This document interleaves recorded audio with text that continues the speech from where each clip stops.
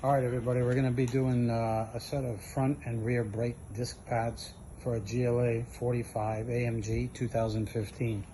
First thing you're going to want to do is safely jack up the car and make sure that you secure the car safely. You'll need a 17mm socket to remove the wheels.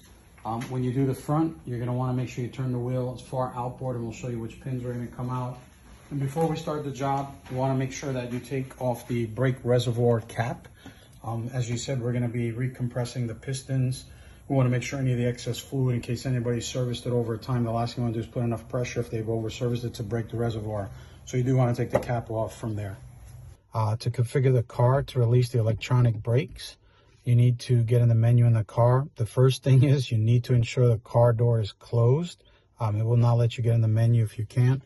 You can either use the key fob and go to the ignition of first mode, but I like to actually use the physical key. You're going to go to the first detent, and then you're going to go to the steering wheel. You're going to press the OK button, and you're also going to press the phone button together for 5 seconds. That should take you to this new menu. You'll see here, this menu that's in front of you. You're going to go down to the word pad replacement.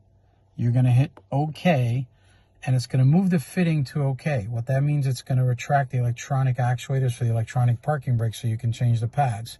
So in this case, we're going to hit OK. You should hear an electrical motor, so it's moving the fittings.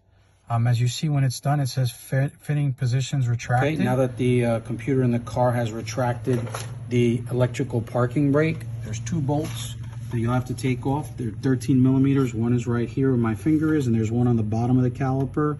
You're going to take those 2 bolts off. When you try to turn these, sometimes you'll actually see the internal rotation here. You actually have to put a flat wrench on this to actually stop it from letting both rotate at the same time. First, your new pad should come with new retaining clips. So when these 2 pads are out, there's a lower clip and an upper clip. We've already removed them and replaced them. These are the old ones. You want to make sure that you install your pads and you make sure they're stuck in the retaining clips. Same thing on both sides. And then of course on the caliper, the standard, again, once you've set the car up electronically with the electric parking brake in the retract mode for pad replacements, you want to compress this piston so you can actually get it back on top of the new brake pads given the thickness.